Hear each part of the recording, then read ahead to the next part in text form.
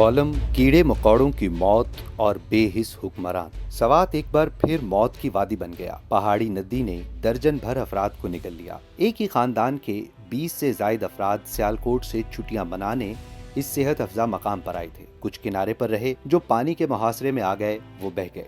सिर्फ 3 को एक रजाकार ने बचाया। वो दर्दमंद नौजवान ना होता तो शायद कोई भी न बचता। सितम ये कि इन लाशों को जिस तरह कूड़े के डंपर में रखकर मुंतकिल किया गया, वो एक ऐसे मुआशरे की अलामत है जो इंसानियत से महरूम हो चुका है। ये महज लाशों की बेहुरमती नहीं थी, बल्कि एक इज्तिमाई बेहिसी का इश्तिहार था। वजीर आला खैबर पख्तूनख्वा अली अमीन गंडापुर से जब इस हौलनाक वाक़े पर सवाल किया गया तो उनके अल्फाज थे, क्या मैं तंबू लेकर वहां जाता? इस जुमले ने कौम के जख्मों पर नमक छिड़क दिया। हम एक ऐसे दौर में जी रहे हैं जहां साहिबे इख्तदार का लहजा ऐसा दिखाई देता है जैसे आम लोग महज आदादो शुमार हों, इंसान न हो। ये वही लहजा है जो आफत ज़दा इलाकों में पनाह, तहफ़्फ़ुज़ और शफ़ाफ हुक्मरानी की बजाय संगदिली, लापरवाही और नखुवत बांटता है। सवाल ये है कि सयाह क्यों मरे? ये कोई कुदरती आफत ना थी, ये एक ऐसा जुर्म था जो मंसूबा बंदी से पहले भी रोका जा सकता था, मगर नहीं रोका गया। सवात और गिरदोनवाह में पानी की गुजरगाहों पर होटल, रेस्टोरेंट्स और चाय खाने कायम करना मामूल बन चुका है। ये कारोबार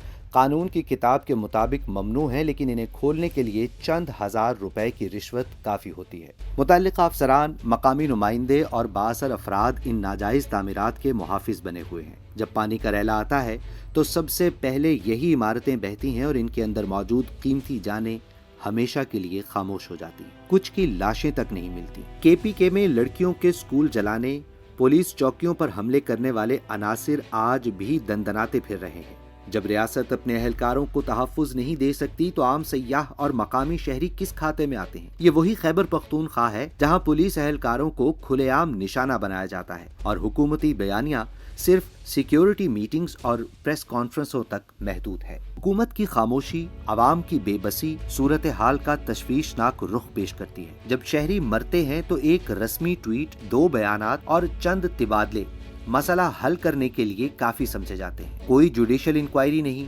कोई मुजरिमाना मुकदमा नहीं, कोई वाज़ेह जवाबदही नहीं।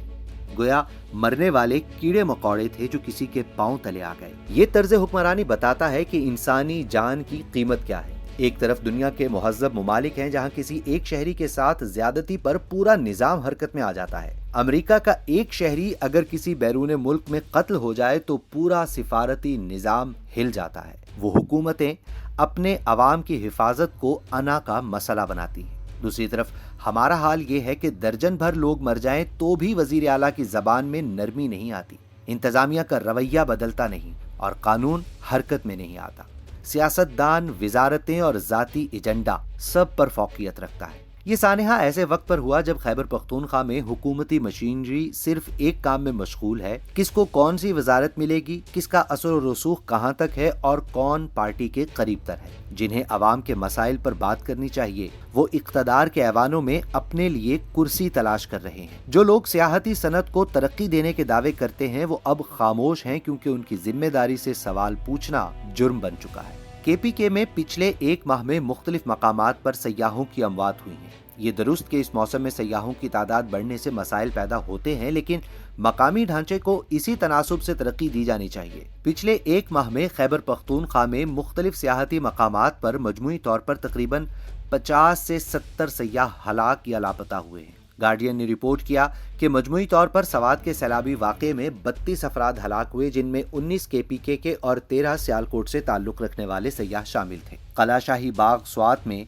22 जून 2025 को कश्ती डूबने के वाक़े में 7 सयाह जाँ बहक हुए, जिनमें से 4 की लाशें निकाली गईं और 3 लापता थे। 3 अफराद को बचा लिया गया। 20 जून 2025 को नारान में 3 सयाह ग्लेशियर स्लाइड के बाइस फौत हुए, जिनमें 2 लाहौर से थे। ये हलाकतें बुनियादी तौर पर मौसमी तब्दीली, गैर मयारी सियाहती इंतजाम और कुदरती आफात की वजह से हुई। मकामी इंतजामिया की ताखीर से कारकर्दगी और रेस्क्यू मैनेजमेंट में कमजोरी ने इस इंसानी अलमिये को मजीद संगीन बना दिया। सच ये है कि जब तक गलती और जुर्म करने वाले को सजा न दी जाए मुआशरा नहीं सुधरता। सजा सिर्फ इंतकाम का जरिया नहीं होती, वो दूसरों को रोकने और खबरदार करने के लिए होती है। जब रिश्वत लेने वाला तरक्की पाता है और कानून तोड़ने वाला फिर से कारोबार शुरू कर देता है तो नदी के किनारे अगली लाश किसी और की नहीं बल्कि पूरे निजाम की होती है। ये सानहा चीख चीख कर कह रहा है कि हमें फौरी और संजीदा इक़दामात की जरूरत है।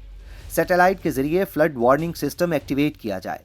जो इदारे फ्लड वार्निंग के जिम्मेदार हैं उनकी इस्तेदाद बढ़ाई जाए।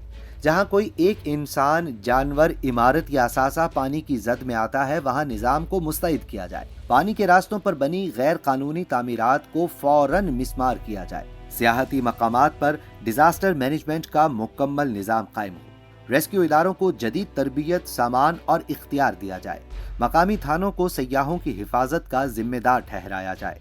और सबसे बढ़कर ये कि मुतल्लिका अफसरान, ठेकेदारों और सियासी पुश्तपनाहों के खिलाफ फौजदारी कार्रवाई की जाए। ये मसला सिर्फ एक खानदान के दुख का नहीं, ये पूरे निजाम की नालायकी का आईना है। हर सानहा हमें मौका देता है कि हम रुक कर सोचें और अपने रास्ते दुरुस्त करें, मगर हम सानहा होने के बाद भी गुजर जाते हैं जैसे कुछ हुआ ही ना हो। अगर आज भी हम न जागे, अगर इन लाशों को सिर्फ बदकिस्मती समझकर नजरअंदाज किया, तो कल हम में से कोई भी इस नदी का हिस्सा बन सकता है। क्योंकि जब तक कानून सिर्फ कमजोर पर लागू होता है और ताकतवर को खुली छूट हासिल है, तब तक ये रियासत सिर्फ जोग्राफिया है, कौम नहीं।